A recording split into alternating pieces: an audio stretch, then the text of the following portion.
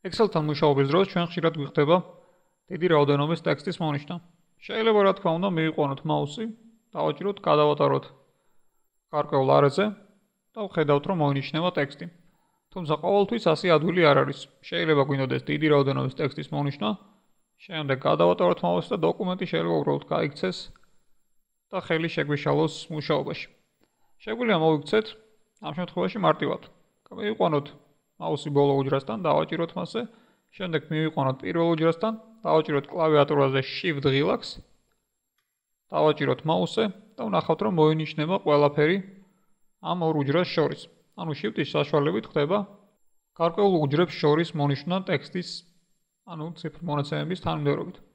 ხოლო იმ შემთხვევაში თუ გვინდა რომ ავირჩიოთ, პროსტად მოვნიშნოთ ცალკეული უჯრები თუ არეები, მაშინ უნდა დავაჭიროთ კლავიატურაზე Ctrl ღილაკს.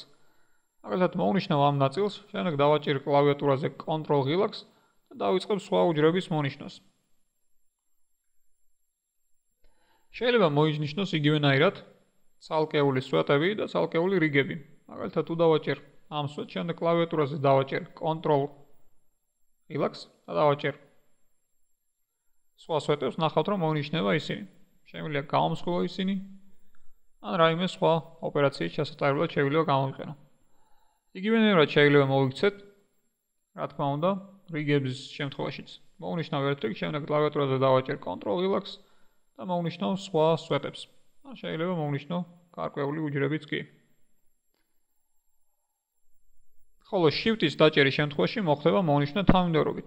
დავაჭერ ახლა მე კლავიატურაზე Shift ღილაკს, შემდეგ დავაჭერ G-ს სვეტს და მოხდება მათ შორის ყველაფრის მონიშნა. იგივე იქნებოდა რა თქმა უნდა რიგების შემთხვევაშიც, დავაჭერ Shift ღილაკს, შემდეგ მაუსს და ვნახავ რომ მოინიშნება თანმიმდევრობით. შეგვიძლია უბრალოდ დავაჭიროთ რაიმე უჯრაზე, შემდეგ დავაჭიროთ Shift-ს და ცარიელ ღილაკს კლავიატურაზე. ამ შემთხვევაშიც მოხდება მთლიანი ხაზის მონიშნა, თუმცა ამის გამოყენება მოგვიწევს გაცილებით იშვიათად ალბათ, რადგან შესაძლებელია უბრალოდ დასაწყისში დავაჭიროთ მაუსი და მოხდება მისი მთლიანად მონიშნა. იმ შემთხვევაში, თუ რაიმე ტექსტის არეში ყავს მაუსი მიყვანილი და მონიშნული ერთ-ერთი უჯრა და კლავიატურაზე დავაჭერთ Ctrl-A-ს, მოხდება მისი მონიშნა მთლიანად. ანუ Ctrl-A არის მთლიანად მონიშნა. თუ განმეორებითაც დავაჭერთ Ctrl-A-ს, მოხდება სულ ყველაფრის მონიშნა, ანუ მოხდება მთლიანი ფურცლის მონიშნა. იგივე მოხდება თუ დავაჭერდით ამ ადგილას, ამ ადგილზე დაჭერის შემთხვევაშიც ხდება მთლიანად მონიშნა ფურცლის. ეს შეიძლება გამოგვადგეს იმ შემთხვევაში, თუ გვინდა შევუცვალოთ შრიფტი ჩვენს ფურცელს, თუ ჩამოშლით ამ შრიფტს დავირჩევთ რაიმე უფრო ლამას, ესეც ნახავთ თუ როგორ შეიძლება ჩვენი შრიფტი ამ შემთხვევაში რაღაც ძალიან ცუდი არჩევანი ავირჩიე როგორც ხედავთ. არც ეს არის უკეთესი წაკითხვადობის თვალსაზრისით. ეს მაგალითად წაკითხვა შეიძლება და არის გამორჩეული. ჯობია დავაბრუნოთ ჩვენი მოქმედება უკან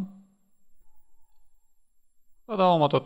შეიძლება გამოვიყენოთ ასევე Home და End ღილაკებიც. თუ მოვნიშნავ ერთ-ერთ უჯრას, შემდეგ დავაჭერთ კლავიატურაზე Shift და Home-ს, მოხდება მონიშნა ხაზის დასაწყისამდე.